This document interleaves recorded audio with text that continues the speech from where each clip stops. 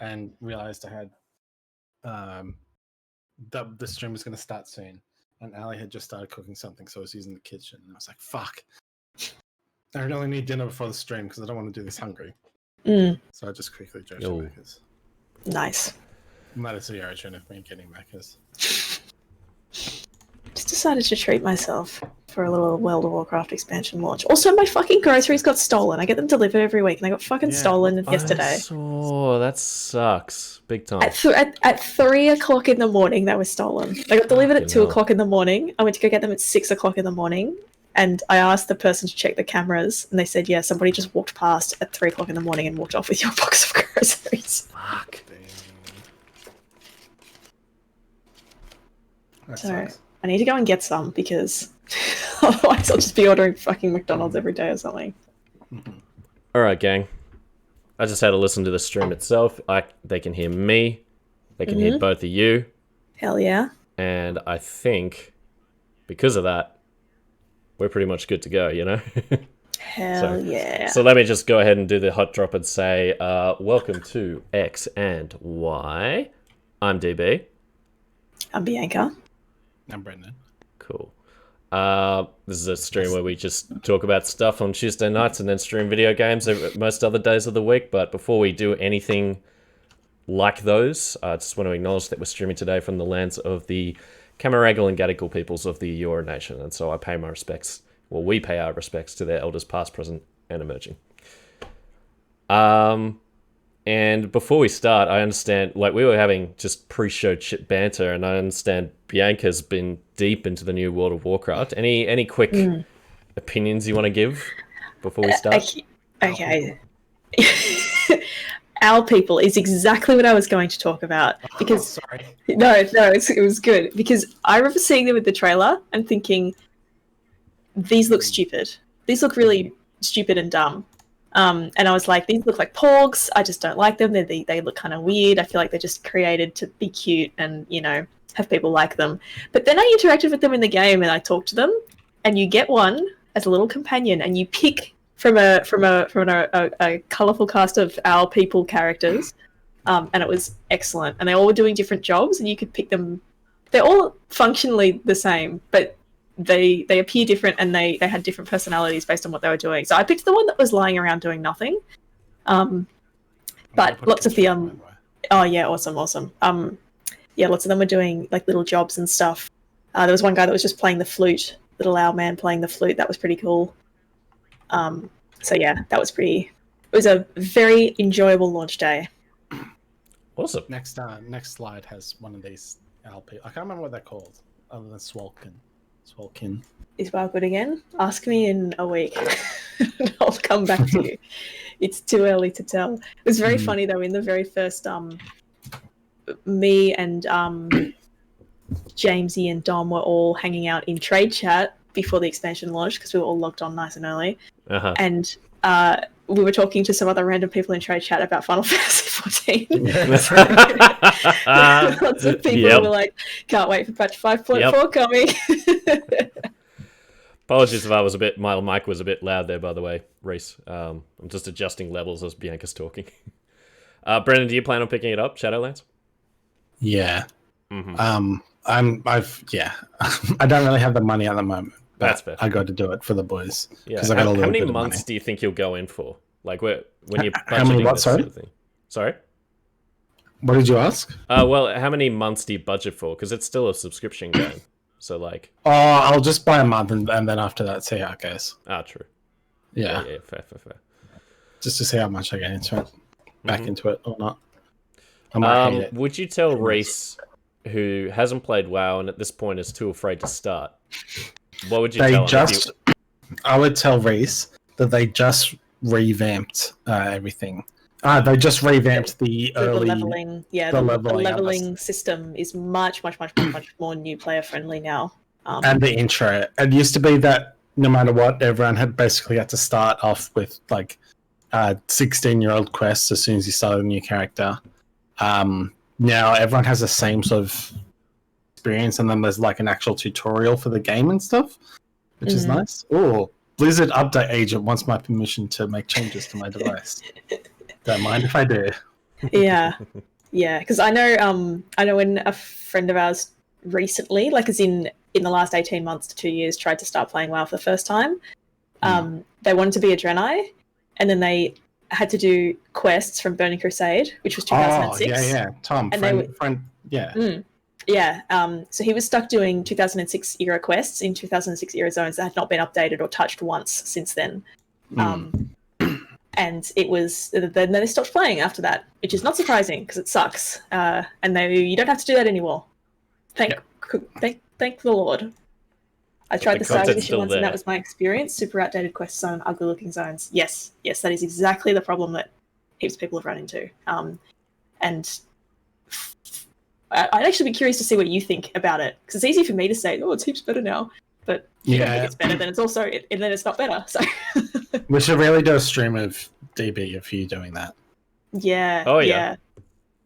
Yeah, that would be interesting, actually. Yeah, I suppose it would be, because I've played WoW a few times. I think the furthest I've gotten is level 50 on the Burning Crusade era system. So like I never hit the peak. I never hit endgame. I just went around doing quests, largely soloed it. Didn't really go in for raids. So I'm very much I'm familiar, but I'm still very much an outsider, you know. So yeah, maybe that would be an interesting point of view. I don't know. I just remember they just brought in a stat squish, so the new level cap is back to being 60. Yes, that's because that's the other thing. It was very daunting and very time consuming to level all the way to level 120 every time you wanted to play a character. I did that. Yeah. Once. Yeah, I did it a bunch of times. It took a long time. Just two things I want to say super quick. Numero uno.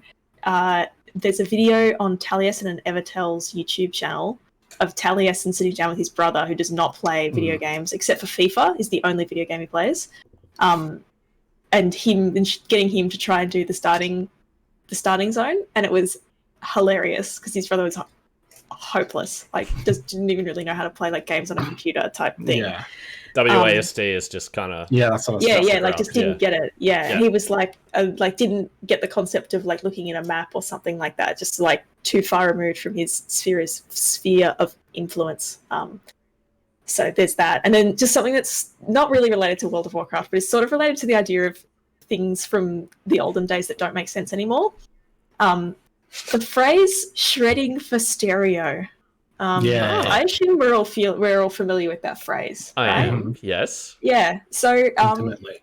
Yeah, we were talking about that today, me, James, and Dom, because there was a guild advertising, and the guild was called Shredding for Stereo, and I went, "What a great name for a guild! I love that. I want to join that guild." Yeah. And then I forget who said it. Somebody said that is going to become a very niche reference because stereo did not exist for very long. And I think James said to me, "I don't even know if your younger sister would know what shredding for stereo means." Yeah. And I'm 8 years older than my sister, so I texted her and I said, "Hey, do you know? Have you ever heard of or used the phrase shredding for stereo? Please respond." And she was like, "I've never heard of that phrase before." I was like, "Wow, that is an extremely short time for it to have completely dropped out of the lexicon." Yeah. Also, was stereo only in Sydney? I can't remember if I think it was toured or not. If it's only a Sydney thing too, that's even funnier. Yeah. Wow, that's a buff owl. Yes. I don't actually know what these things are called, but they're buff owl friends, and they come in all different sizes. There's little mini ones, and there's really, really fucking swole owls. But they're excellent, and I love them. So. Swolekin is the community name for them. The Almost. Swolekin. Yes. Yeah. The name Boomkin doesn't make any sense, by the way. I was thinking about it. Anyway. We don't have to keep talking about WoW. This isn't a WoW podcast. This is this is the other things podcast. Yeah, this is everything else under the sun, thank you, such as demo discs and demos and free snapshots of games that we played as kids to substitute for the fact that our parents would very rarely buy us full games. That's what this week's edition is about. I realize that, like, and I suspect this is somewhat true of the two of you as well, that like a lot of the games I remember growing up are largely characterized by like the demos that we had access to, and we'll talk about how I got access to them in the first place. But it made me realize, like, because of the attention span I had as a child, and the and the amount of free time that I had to dedicate to video games, demos ended up taking this bizarre sort of significance in terms of like the range of games that I would play. And so I thought it would be worthwhile to just spend a presentation talking about just the demos that we played growing up and how they affected us. This opening image is something I found in the course of researching this. It's a developer's demo CD that was both a CD that you could put into your PlayStation to generate visual demos and just like demonstrations of the hardware and things it could generate in real time. So, nice enough. And then an audio CD that you could I see corn. Yes. I see the word corn on this. I've been waiting to. Yeah, the song "Blind" by Korn. Are you familiar, Brendon? Which song? The song "Blind," Brendon. Blind? Yeah. Not one of their bigger hits. Okay. I don't know what it is. That's exactly the reaction I was hoping for. Yeah. No, it's weird. I would like. They're all Sony bands. Okay, that makes sense. Yeah. And because there's only one of those that's like actually super popular. I haven't heard of any of the other bands before. Okay. I've heard of the are cool actually. Yeah. Like one or two of their songs I really am quite fond of in kind of a throwback sort of way. You know. Okay. Yeah. There's some talent there. Well, it seems like this seems like a way to push Sony artists, and also, hey, here's Korn. And here's the new hardware. This cool Korn song. Come on. With the Mother May I and Dandelion. Mother May I is the funniest band name I've ever seen. Like that's incredible. Just by the way, Reese, I included the T-Rex demo video later on in the presentation, so we'll get to that. It's not from this. Nice. Okay. I think just to establish like the demo, I feel like demos take such a significance for me, at least, because they were free, which is to say they came bundled with game magazines and the actual consoles themselves that we bought. So they were easy to come across. They were plentiful, as you can see there. Not even necessarily being dedicated to single games like you see in that image, but also like typically if they came with like a magazine, for instance, they'd have like 9 demos all packed into one disc, plus videos, plus whatever else they could offer. So like one disc would set you up for like several different experiences, you know. There was some level of curation to them as well. I feel like they were chosen specifically because, you know, they were coming out next month, or, you know, there's like a good range of genres, which is the other point I've got there. Like it cuts a broad swath, I feel like, and exposes you to things you hadn't seen before.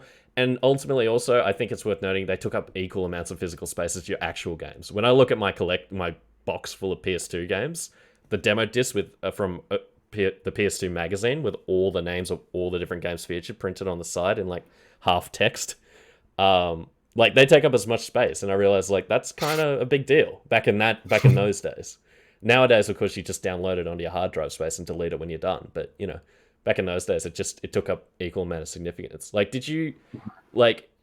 is any of what I'm describing right now, like, are you getting any memories as far as like getting demo discs and using them and trying to have fun with them? I think for me, definitely, I didn't have nearly as many demos as what's on display in this picture, because I just know my game collection was definitely just much smaller. But I do have very, very, very strong and specific memories about a handful of demos in particular. Definitely Age of Empires 2 coming out of a cereal box. That's a strong one.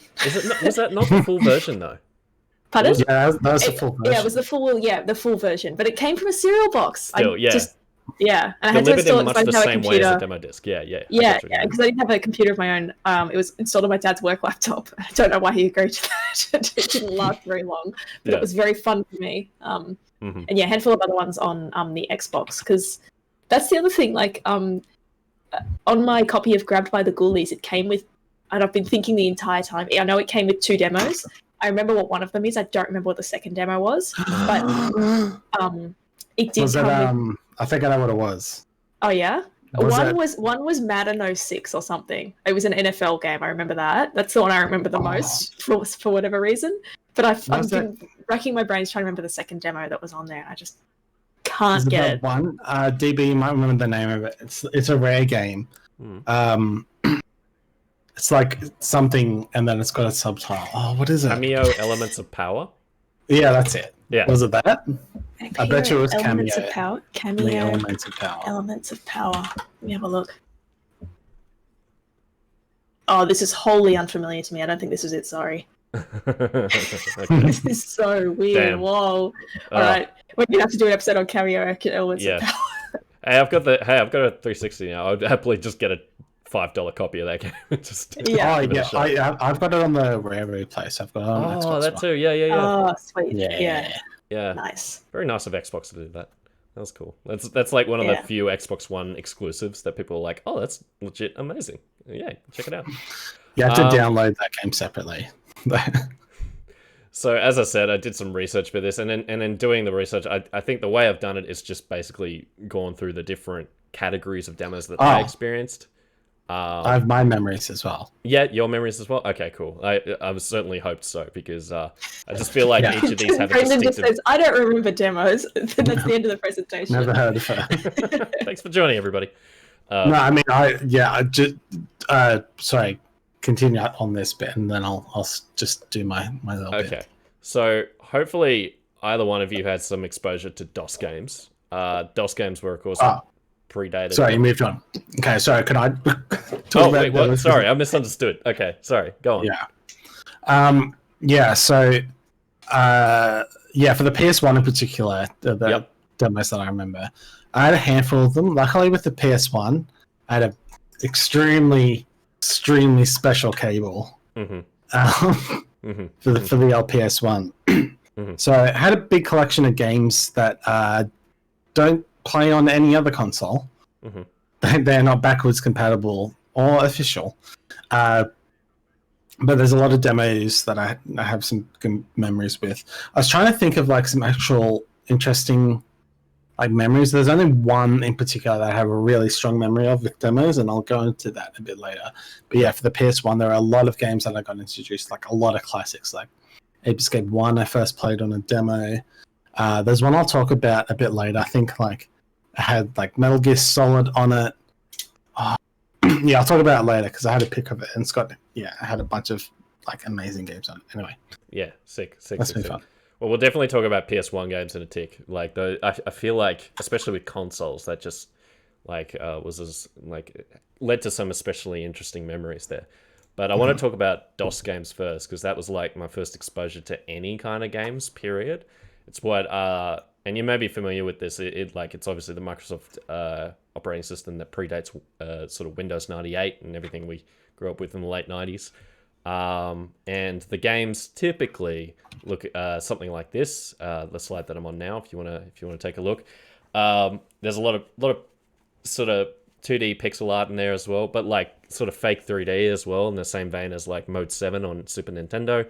And of course, in the center there is Heretic, which is basically Doom. Like they had Doom as well. So like DOS kind of covers a range of feels. I feel like as far as the demos are concerned, when I was exposed to those, I was literally looking at a Windows Explorer directory with oddly named files, like we were looking at someone's hard drive, and they were just like we had to figure out what Lost Viking referred to, and we'd find out, oh, it's Lost Vikings, the top middle one on that slide there, the Blizzard game that time forgot, that my brothers and I played co-op for as long as we could figure out the puzzles, Did either of you play DOS games back in the day, or have any exposure to them at some point?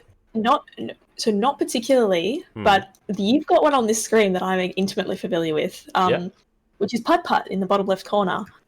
I had Putt Putt games. I had Putt Putt, had Freddy the Fish, and had Spy Fox. They were all of the ones, oh, not all of them, but there were at least 3 of the franchises that Humongous made, and I fucking loved them. Again, was only allowed to play them on my dad's laptop. Don't know why I agreed to that. Didn't last terribly long. Did you get them out of Did you get them out of like a Lucky Book Club type thing at your school? I think so. Yeah, I think so. And they had demos for other games on it as well. Oh, nice.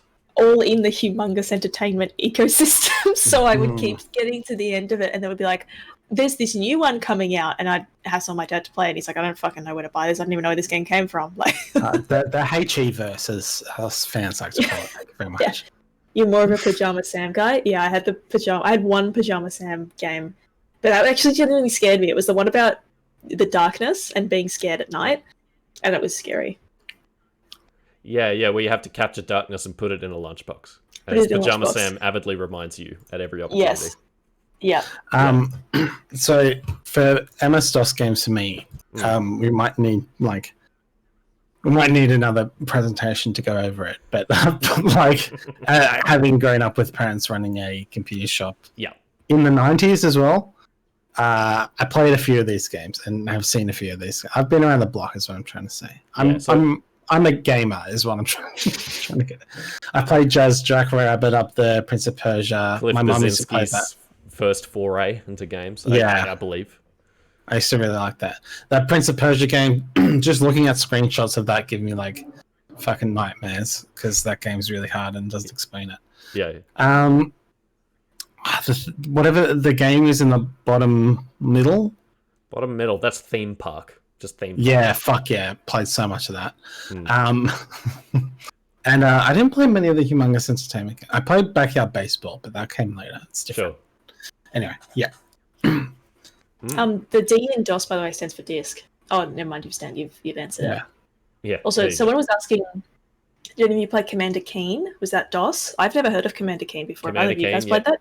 First of all, it's a Bethesda game, right? First of all, that is like a classic DOS game. That was by I think it was Apogee Software. Am I right in thinking that? Anyway, it was like it's like a staple in DOS, and like you can get a collection on Steam now that works perfectly well on modern operating systems that has Commander Keens 1 through, I want to say 6. There was a few of them. 6? They made 6? Yeah, they made a few. And you may have noticed, like, I think it was 2 E3s ago, they announced a revival of Commander Keen for smartphones. Yeah. And it never came out. Yeah. But they own it. They own Commander Keen. And so there's a whole legacy that they've inherited. And people are like, shouldn't you do something with that, Bethesda? And then they did, and then they didn't anymore. Yeah. You want Bethesda to do something with the new IP? I don't know about that. Starfield? No, we didn't say anything about Starfield. Sorry. Never heard of her. Don't know her. Yeah. But yeah, Commander Keen's a fixture. Commander Keen 4 was the one I like the most. It's when you're bouncing around saving wizards. I don't know. We need more time to explain that than like maybe a whole other Commander Keen presentation. Yeah. Should have just left it at that, hey. If we can move on, unless one of you has anything else to say about what you're looking at right now, as far as maybe about Lost Vikings or. I only know them from HOTS. Yes. Yep. That worth mentioning. Heroes of the Storm staples. Hey, I don't know how good they are in the meta, but I like that. You go, Brendon. There's 3 characters and you control them all at the same time. Nice. And that's as hectic as it sounds. Mm-hmm. Our friend Kieran can do it. That's some proper like RTS skills required to play them. To move on, Windows games also like I feel like there's that enters a new kind of distinct era because it just being on Windows, they were just at that point with CDs and optical media, it was just more capable of doing like fully rendered cutscenes and voice acting and all this other stuff. And so we got demos by way of magazine discs, like what you're looking at now. That is the Australian PC user disc, which half of which was freeware, like just applications, diagnostics, and multimedia applications. But then in that slim sidebar, I've seen so many of these discs. Yeah, nice. 100 free hours of AOL. Get onto it. Hell yeah, dog. 3 hours. My God. Yeah, but down in that box on the side is what myself and my brothers were looking for. We tried System Shock 2 and were just scared out of our minds over it. But basically, yeah, trawling through those, that was like our next way of exploring games via demos. And some of the ones that we got exposed to, as I said, System Shock 2 in the middle here, Lego Racers on the right. So that's when I feel like licensed games were starting to really take off. As like a a very focused and highly produced kind of source of revenue for these companies that own these IP. Final Fantasy VIII, we got a Windows demo of at one point, and that was my first exposure to Final Fantasy at any stage. Was dying to the T-Rex in the garden in Boleyn Garden. Yeah, I was going to ask about that because I know that was on a few demos. What is the demo?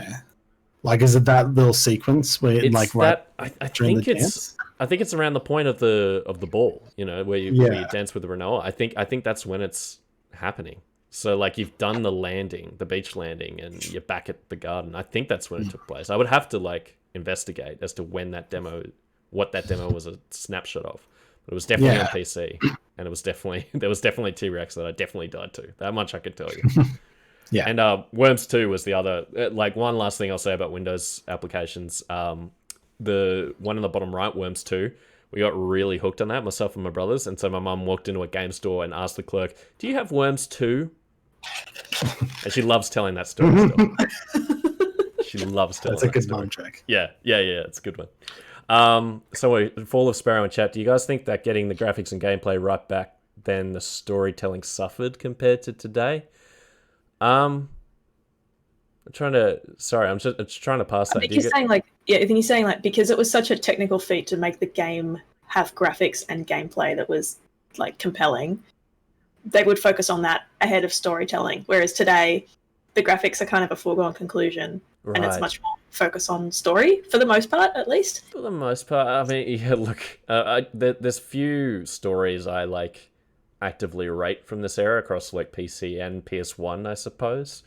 But like you would have to, I guess you have to look a little harder. But I feel like I'm speaking really generally though, and that it is there if you look. Like I've never played that Planescape Torment game or Baldur's Gate or anything like that. But I imagine the writing in those is really deep and involving, and it's because they scale back the technology compared to something like I don't know, what are we looking at here? Like, well, yeah, just something highly produced from the era, you know. And if you could pick one game from this era to turn into a film in 2020, what would you choose? Kind of a normal question. What games do you remember from this era that you would want to see it in movie form readapted? Worms. From 98? Worms, yeah. Yeah, Worms. I want to see a HD CGI Worms. That would be like a real Worms. Yeah. Yeah. It would be like an emoji movie sort of thing. Yeah. Or Minions. Yeah. They lend themselves to a Which is Minion the same. vibe, yeah. Big time. But yeah, like I've talked enough. Do you have any Windows 98 specific era kind of memories, demos? I don't really remember playing any demos on PC, to be honest. Yeah, right. Despite seeing all those discs, like none of those PC user demo discs, none of them were ever mine. They were just in a store. But yeah, PlayStation though. I was looking at this next one, and I've got a lot to say on these demo one things, but I'll get to my section. Yeah, I don't have anything to add on these. I think at this point I don't think Dad had the laptop anymore. It's such a weird thing to say. Like, we just didn't have a computer at home for that period. So, like, I didn't really play any computer games at that point because I didn't have any way of doing them. I think the only games I played at that point were the ones that were on the computers at school, which were, like, educational type games. Oh, yeah, that's a whole other thing, isn't it? Which is a whole other thing that we should absolutely do an episode on, but let's not get into that now. One word. I'll just say one word. Zumbinis. All right. Look, clearly, like a lot of our memory, well, at least a lot of Brendon's memories are focused on the PS1. So, if we could broach on that for a second, the demo disc, the sleeve that you're seeing on that slide there, is the one that we got bundled in with the console, and that's the exact run order that of demos that we had, complete with a trailer for Metal Gear Solid and a trailer for Spice World, both of which were engrossing to the nth degree. Had the same impact on the gaming world. Undoubtedly, yes. And yeah, like I was saying before, like just the variation of genres, like I mean, well, that PS1's got it all. Yeah, like I don't think I've ever played Gran Turismo since that demo. Like I've never like a realistic driving sim. It's never grabbed me since, and I only played it because it's there, you know. Yeah. But just to give us something to launch off with, here's some snapshots of the demos that I played on PS1. Obviously, you got Crash there. Cooler World is the one in the bottom left with the beach ball. It's like a puzzle game with like where you're navigating 3D space. It's a bit trippy. Medieval, of course. You know, maybe one of us is quite familiar with it at this point. And Tomb Raider, yeah, and Ghost in the Shell and Tombi and some others. But Brendon, what, you know, so the PS1 captivated you in this era. Like, what jumps to mind when you try and think of the demos that you got exposed to? I might just get you to well, I'll do it in a second. But yeah, I also had this demo 1 disc. I didn't realize that they were bundled in with the PlayStations, which makes a lot of sense. See, but I was trying to find pictures of it, and you'll see slide 14. This is the pic that I got, and this has different demos on it. So this, but I don't think this is the one that I had. I'm pretty sure I had that same one that you were showing before. Like this exact same demo disc, because with Spyro on it and stuff like that. Yeah, right. But yeah, I'm pretty sure I had this exact same disc. Sick. If this is the same disc with the T-Rex, right? I don't know about the T-Rex. Like that has not been ringing a bell. Do you want to just watch it now though? Like here, what I'll do is like I've got a screen share going in our Discord call. I'm gonna grab the link, the YouTube link, and get that playing in the browser that I've got actually sharing with you in screen share. Hang on. Yeah, sounds good. Give me a second. Oh boy. Come on, buddy. Okay. Copy the video URL. Put it into here. Okay. And then I'm going to bring it up for... Yep. Okay, sweet. So. DB's YouTube Theater. Yep.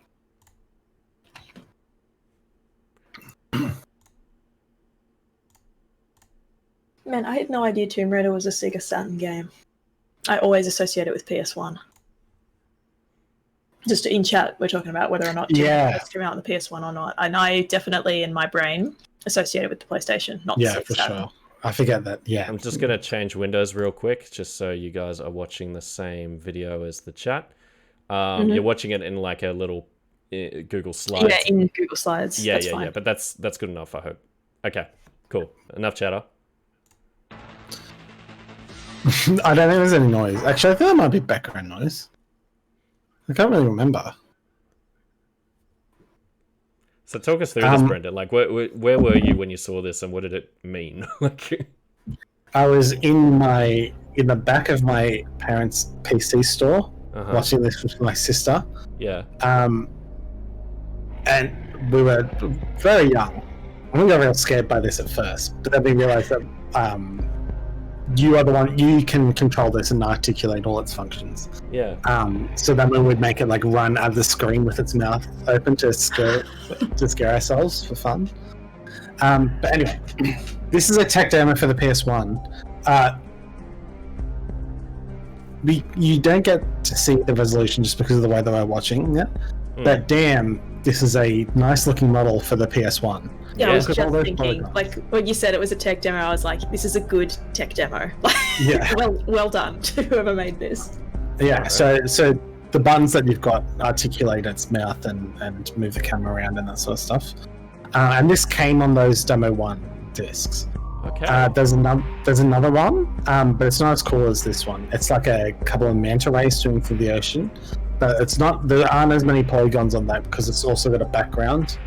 But yeah, you can see that. It's like an edgy take on the Mario 64 Mario head. Like, only you're not plucking it and pulling it, you're just manipulating it and just being like, 3D, look at what we can do now. You know, like it's a little bit that energy. I feel like it's looking at this now. It's hard to tell whether like how much of this is the texture working really well with the making it look like there's more polygons than there actually are, but I don't think that's the case. I think it's just that there's a lot of polygons on it. Like, yeah, for I would guess that this is PS2 if I hadn't seen this before. Yeah, totally. I was going to say, I think this seems like they were pushing the theoretical limit of how many polygons they could render with all those teeth. All those teeth are individual. Like, yeah. And but you're right. There is a lot of good texture work as well. Like to make it so it doesn't look flat. Even when it is a flat polygon, it looks still pretty good. Yeah. And true to any 3D model, you can look inside the head and make it look nightmarish, which is like, I think, essential for any 3D game, period. Of course. Yeah. You've got to be able to do that. Actually, so Reese do you mind Sorry, putting that on again while we do that, just so we can hear the music? Yeah, sure. Because I was just listening to that. I was like, imagine fucking rapping to this. It'd be sick. I'm just gonna... yeah, I'm trying to boost the audio as much as I can here. Just seeing how else... Yeah, I think... Oh, yeah, I hear it now. Yeah, you hear it? Yeah. Okay, cool. Man, it's so foreboding. I'm gonna download this and boost the bass to hell. I just want to say, it sounds good in Reese's end. The other thing, Reese mentions that this is referenced in Astro's Playroom, which is the new PS5 launch title. This specific dinosaur and the manta rays you mentioned earlier are apparently both referenced. That's pretty cool. It's like deep cuts, you know? It's good stuff. Yeah, this is fucking hectic. Yeah, we could just stare at this, couldn't we? Yeah, this is like the summit. This is the rest of the stream now. Just looking at the dinosaur. But Brendon, in all seriousness, were there any other PS1 games that grabbed you, or was it just like demo, tech demo? Yeah, there is one, but we can get to that at the end. Okay, all right. I mean, there's actually heaps, but this one I just had a vivid memory of, and I thought would probably be good for the stream. So yeah, well, I'll do that after this. No, that's cool. No, I'm glad that we got such a specific memory out of it, because again, I don't remember this at all, despite having the same disc supposedly. Maybe there were different kinds of demo one. Yeah, exactly. Because I don't know if you brought the slide up on stream, but there should be a slide somewhere with the back of the disc, and it's completely different, even though they're both demo one discs. Yeah. So yeah, they must have done. Yeah, and it's like, it's a different layout. Yeah, Spyro and Crash 3, they're just videos on that version that you've got there. Whereas the demo one that I had, Spyro and Crash 3 were playable. It's the first I remember the medieval level was playable, right? For Warped? One of the first medieval ones? Yeah, the actual medieval level, whereas medieval... Yeah. Oh, sorry, not the game medieval. Bad choice of words. No, the castle. But I did play the medieval demo. Cool. Yeah. So someone's probably done all the legwork cataloging all the different demo discs that they put out back in the day. I'm sure, I'm next to certain that that's been done, but I just haven't cataloged that for myself just yet. Fall of Sparrow, played a game called Road Rash that I've never found since. Motorbikes, Weapons, have you heard of this? Yes, I've heard of this. Yes. When you start the menu, Kickstand by Soundgarden plays, and it's and that's such a short song, and it's its own song, and they licensed it for the game, but I always associate it with that game. Yeah. Also, the N64 version's better. Oh yeah, right. They did come out on N64, didn't it? Yeah, cool. The N64 version is way better. I spent a long time, and DB, you know all about this, looking at all of the different sorts of racing games that existed for the PS1, looking for one specific one. And Road Rash was one that I had looked at for quite a long time to see if it was the one I was thinking of, and it wasn't. So I don't think I actually played it. Yeah, because I'm imagining you looking at the 2D motorbike sprites on that 3D track and just being like, do I remember this? Yeah, pretty much. It's lighting in my fire, you know. Yeah. So Road Rash is, the bit in the original FF7 where you're on the bike and it's slashing. Road Rash is that made not janky into a full game. Alternatively, the full throttle motorcycle sequences. The LucasArts adventure game Full Throttle, but done right. Oh, right, yeah. Oh, I didn't know that there were action sequences in that game. Yeah, there were, and at the time people were like, these suck. Like, these are way worse than the rest of the game. Yeah. That sounds about right.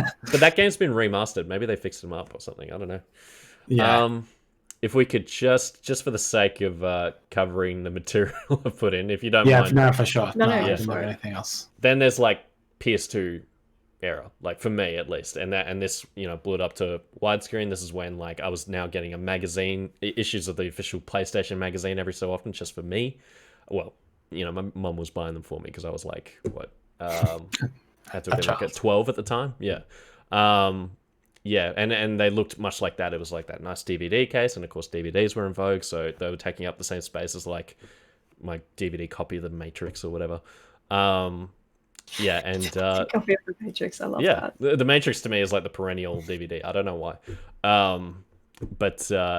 Yeah, man, this person had a lot of save file histories. I agree. Yeah. I was tossing up PSG which version of the startup screen to use. And I was like, yeah, whatever, just whatever shows off that effect.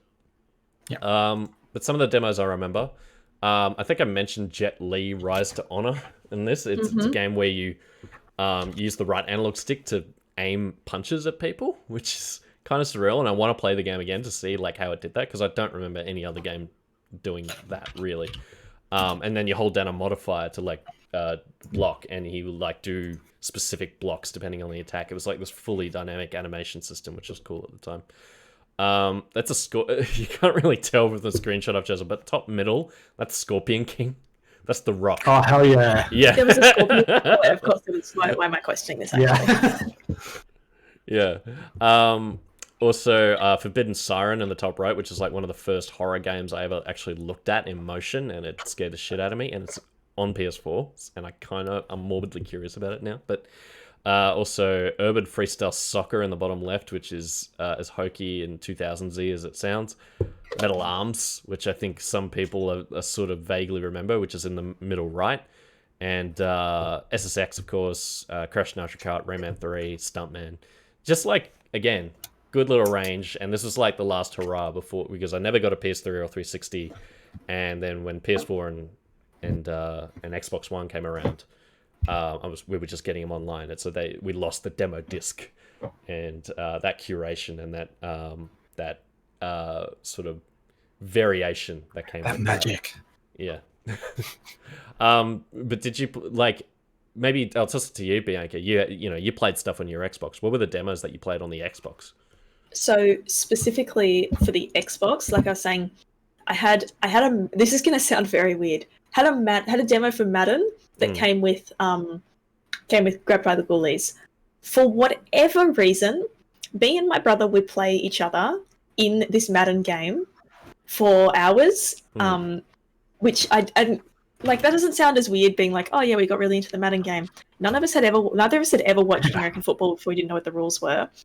The demo came with 2 teams and 2 locations. I love options. Yeah, so it was because there was so few options. I remember it. It was the Colts, wherever they're from, and the New York Jets. One was green, one's blue. I don't know which one's which.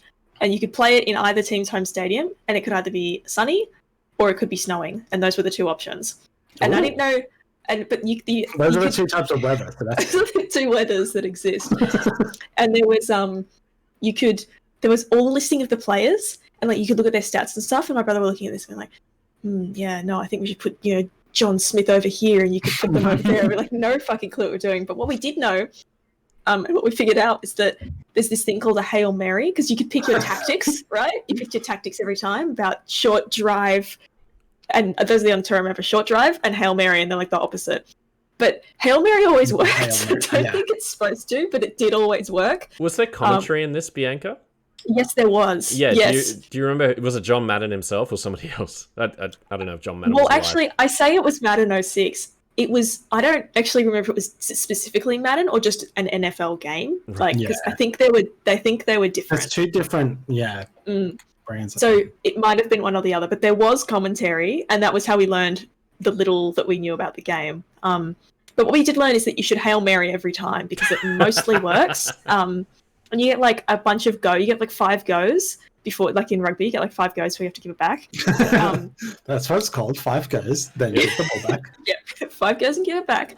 And in one of those 5 goes, the Hail Mary would work, and it would go like fucking 70 meters or feet or whatever. Yeah. And it was the best play to make. So all these losers playing American football in real life just do Hail Marys, guys. Yeah. Did you have any fondness for American football after this? Like, did you? No, I don't like American football at all. Yeah, the Hail Mary is like the only thing I know about American football. Yeah, Brendon, I will pick your brains about the games from this era. But firstly, I just want to mention a long comment that Fuller Sparrow dropped in the chat. He was wondering, like, the designers of these games that kind of get played a lot and then fall into oblivion. Things like Scorpion King, Rise of the Acadian, or Urban Freestyle Soccer, all these games. Like, what happened to them? Like he was just kind of wondering, like, did they just dissolve into the creative oblivion? That I love reading about stuff like that. Like behind this, like there's a whole long read on the making of BMX XXX on I want to say Vice Games. It may be a similar looking website, but like any long read that just goes into extreme detail about the making of games and how they created the engine and got the licensing deals or whatever else they had to do, and especially if it was from the PS2 and Xbox era, back when like there was millions and millions of dollars involved in any kind of licensed game or trends or whatever, and also when they were starting to cater to the older male market in a way that is so cheesy now, and so which speaks to this really outdated mentality that you have to really read a kind of an oral history of to understand properly, or at least if you're me. I love that sort of thing. So whatever happened to those developers, I think as long as it leads to a good article that I can spend 30 minutes reading on my lunch break at work, I'm good, you know? I think I'll just say something. Yeah. Sorry, I'll just say something too that, and I'm sure this is not news to you guys, but just in general, in case people don't know, being a developer for a video game is really fucking difficult. It's a lot harder than just being a developer for making an app on your phone or something like that. Like it's extremely complicated and requires a lot of skill and talent to do.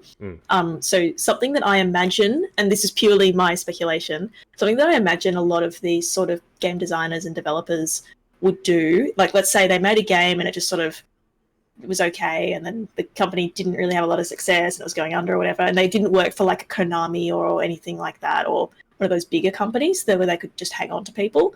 I could see lots of people just going back into regular software development, because people who can make program for games could easily program for like enterprise software and stuff like that.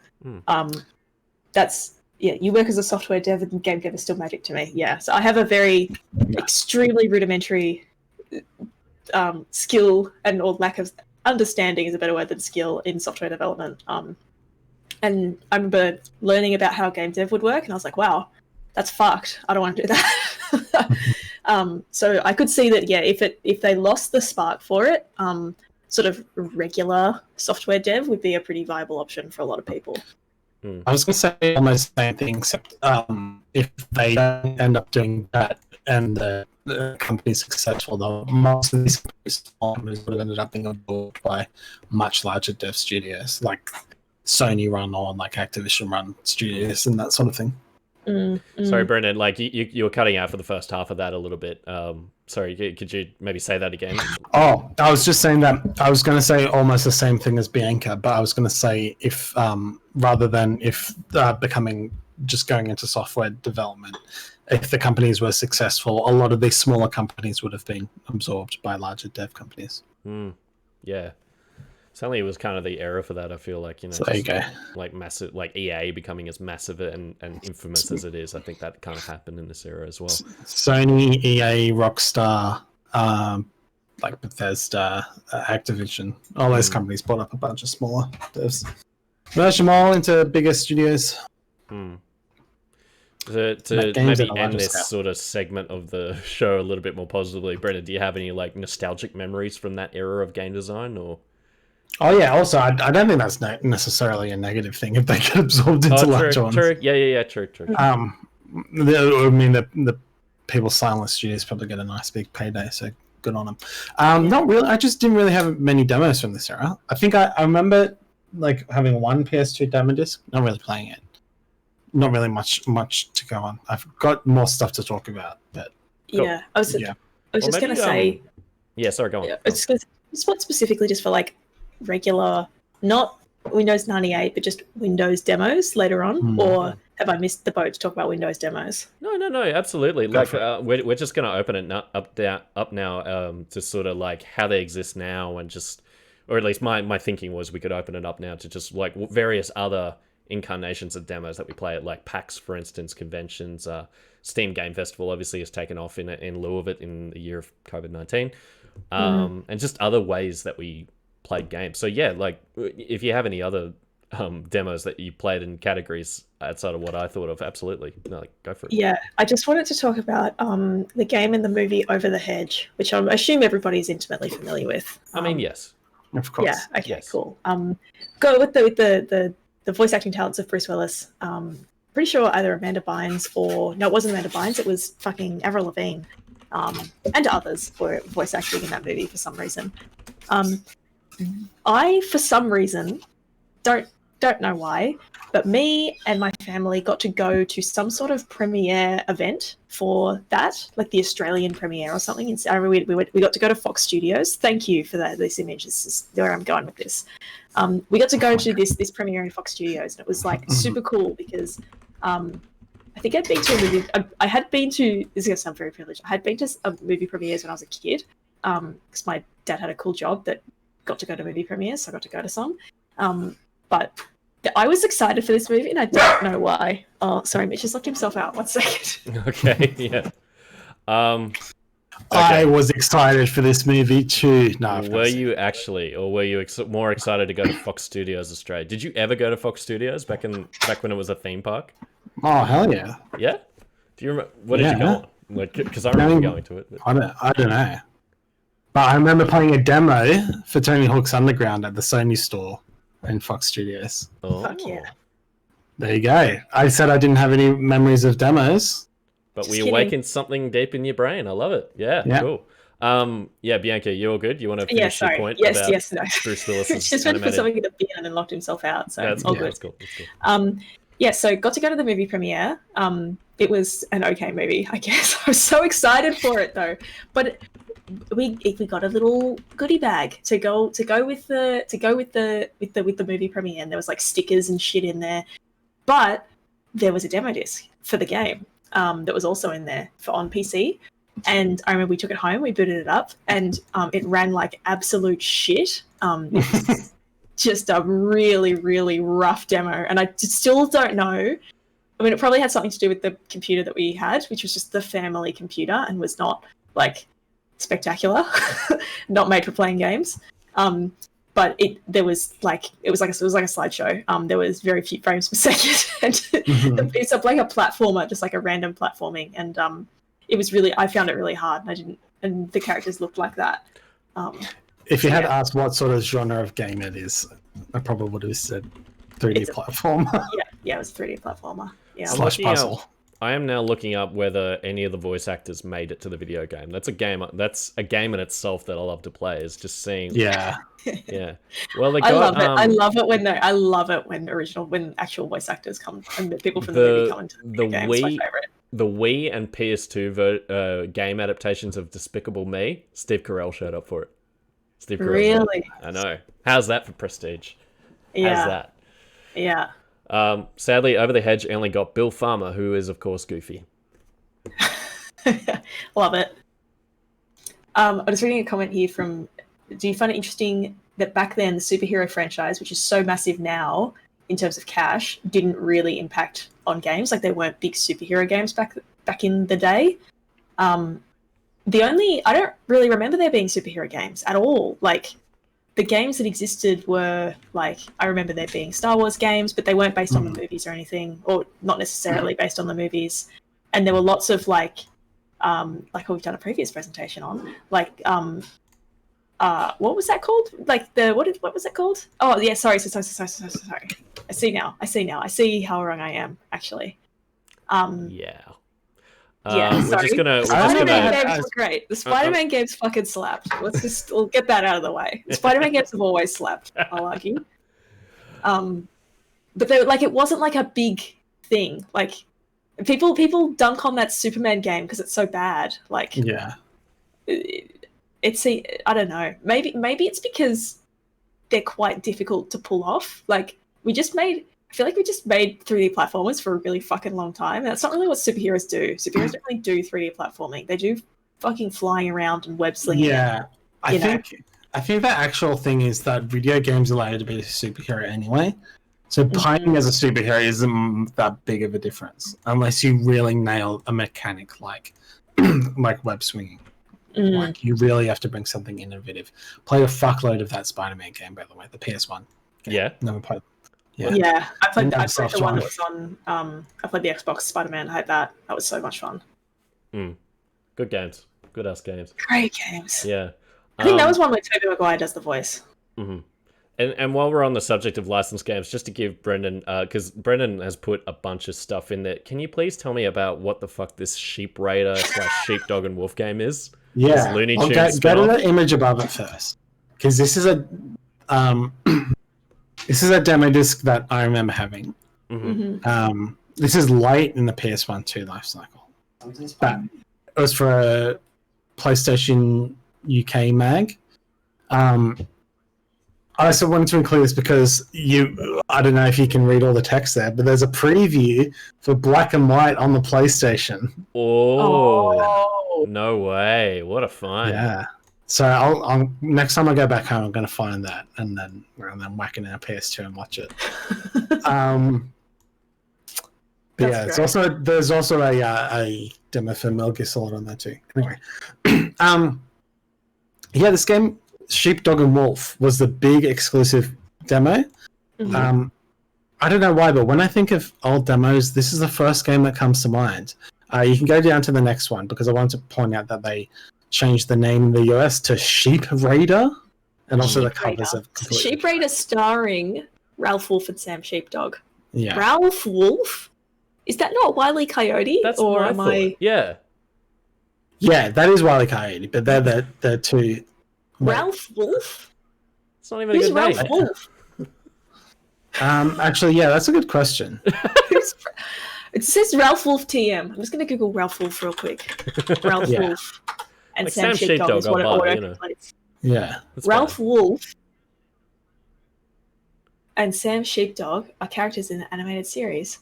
Ralph Wolf, hang on, where did it go? Has virtually the same character design as another Chuck Jones character, Wile E. Coyote. But he has a red nose. He has a red nose instead of a black one, white eyes instead of yellow, and occasionally a fang protruding from his mouth.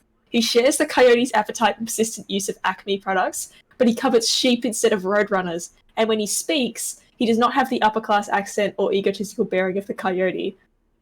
Another crucial difference is in personality. Ralph does not have the fanatical drive of the coyote in pursuing his prey.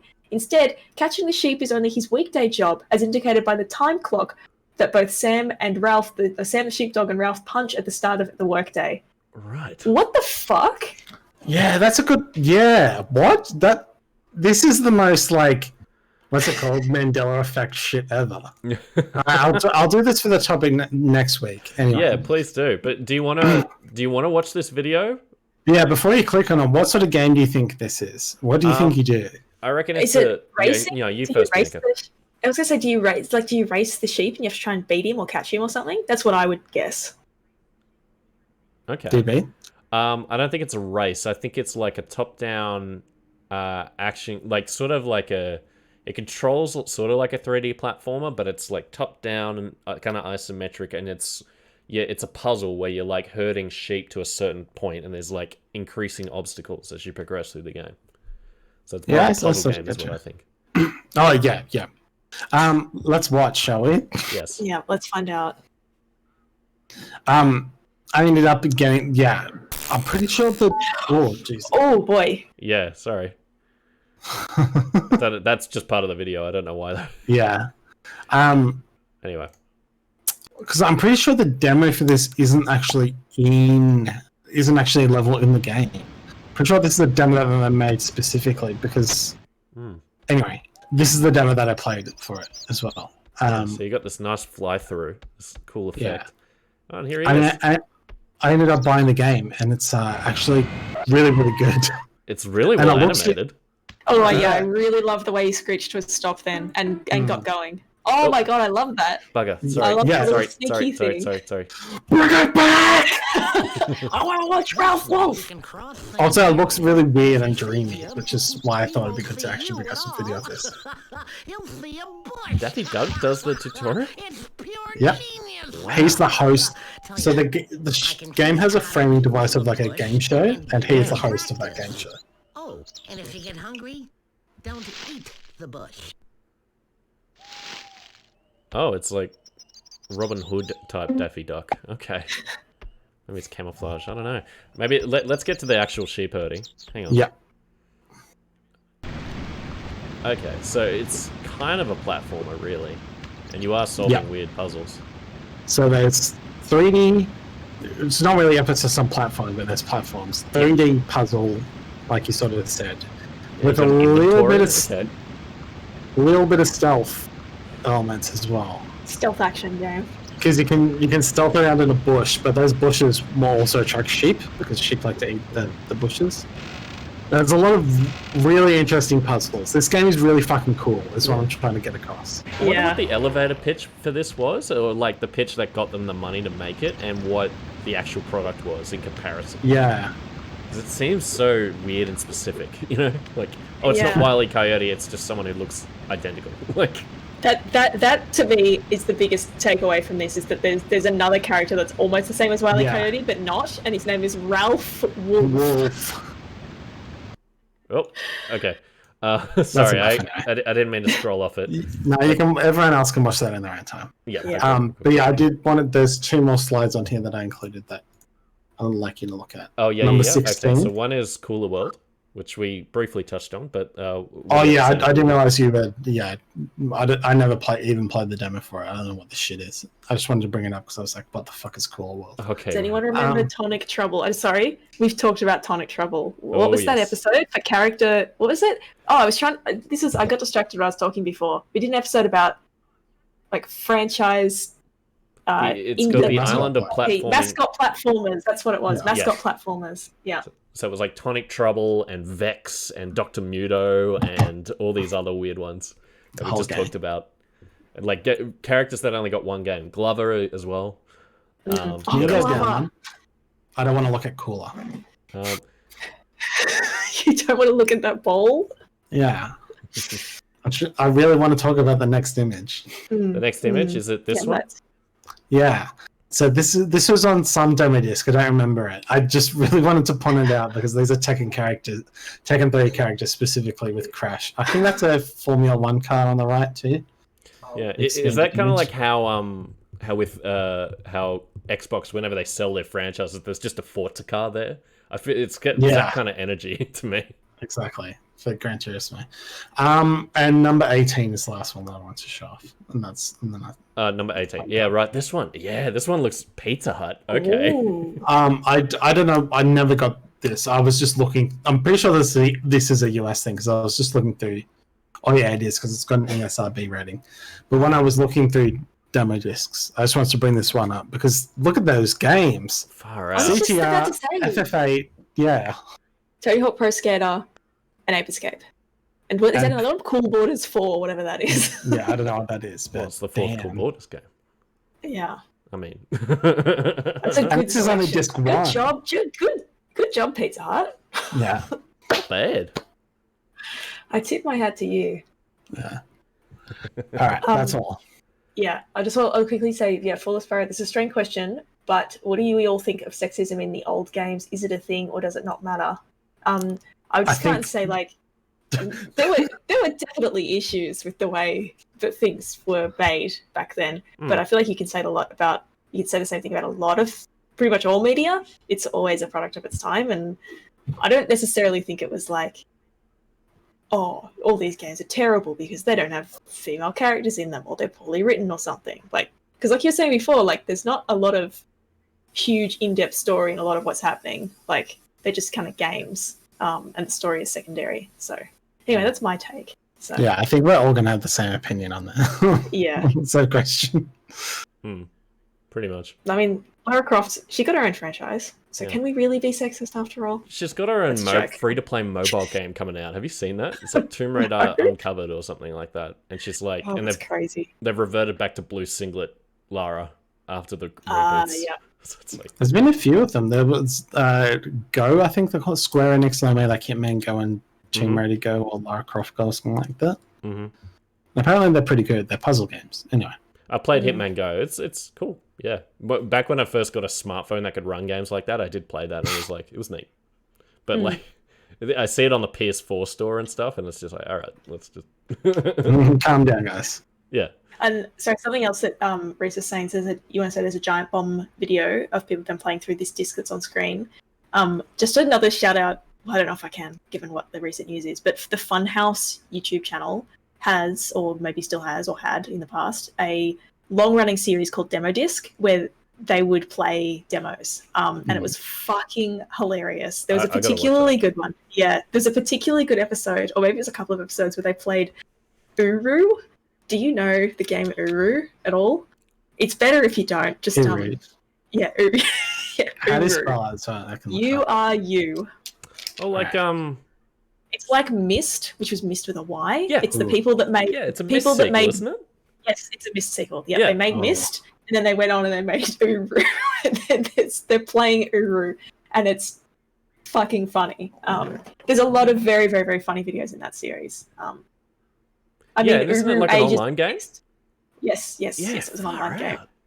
Yeah. Oh man, yeah, I'm definitely looking these up now. Yeah, because I've seen, like I said, I've got demo discs still in my little box of PS2 games, and so I've been tempted to like break them out and maybe form a stream around it. But someone's clearly, I mean, it's an obvious idea. Like someo's clearly done it. I'd love to see what. It got to the point too. Like, it got to the point too where they were running out of demo discs, so they said like, like, please send us your demo discs, and then they got an avalanche of people mailing in demo discs from their, attics or storage containers or whatever. So they had heaps to play. So cool. Yeah, definitely look that up. And to end on, Fall of Sparrow says, by definition, do we think maybe we can get to some sort of equality in like games are the way we connect, the way we break it all down? Are games are demos the answer to equality of the sexes?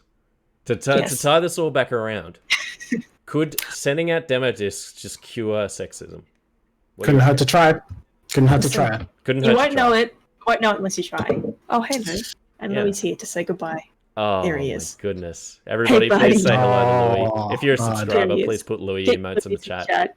Louie, jump. There you go, buddy. Oh, what a darling.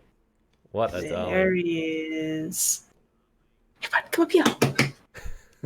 Well, now you won't listen. Now you're not interested in listening. That's fine. Yes.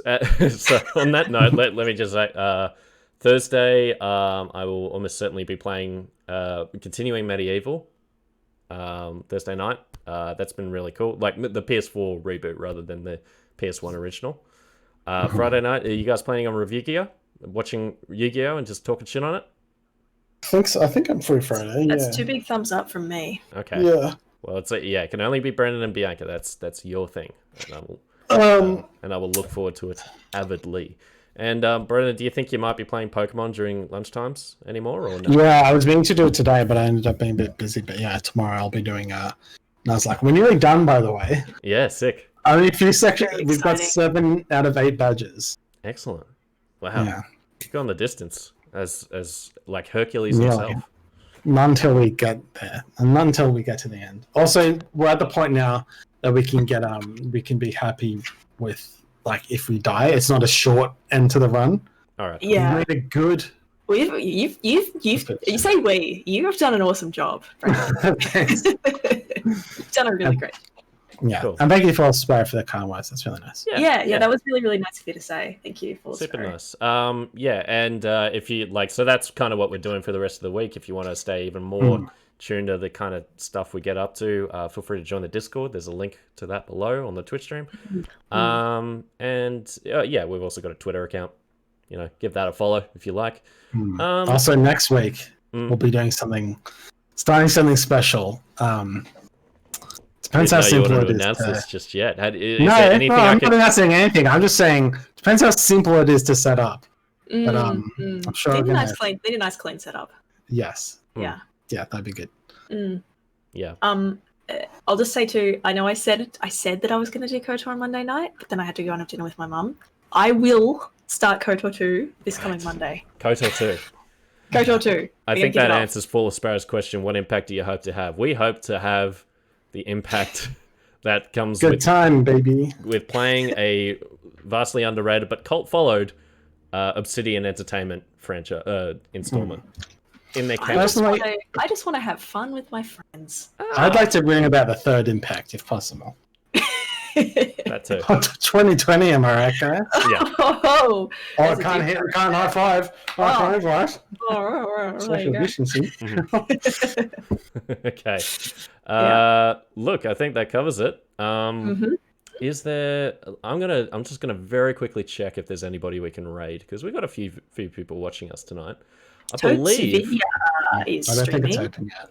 I believe our mate Harrison Totes Video Engstrom is doing a D&D session right now on his stream. Fuck hell yeah. yeah. Yeah, so how about I type in /raid Toad's video and send everybody there. And thank you, Sparrow. That was very nice. Yeah, very nice words from you, Sparrow. And very nice words from everybody in chat. Thanks for Come watching and hang along. out. Come and hang out anytime. And even if you're on Every YouTube day. just watching the replay that I'm going to upload of this later, thanks for watching that. Hey, you know, might not be here with us, but we appreciate you nonetheless. All right, going to send the Twitch audience over, and we'll see you next time. Fare thee well. Fare thee well. I do watch that, so I'm going to tune in. Hell yeah. Bye, pals. Yeah, that was super. Great job, everybody. Yeah. Great job.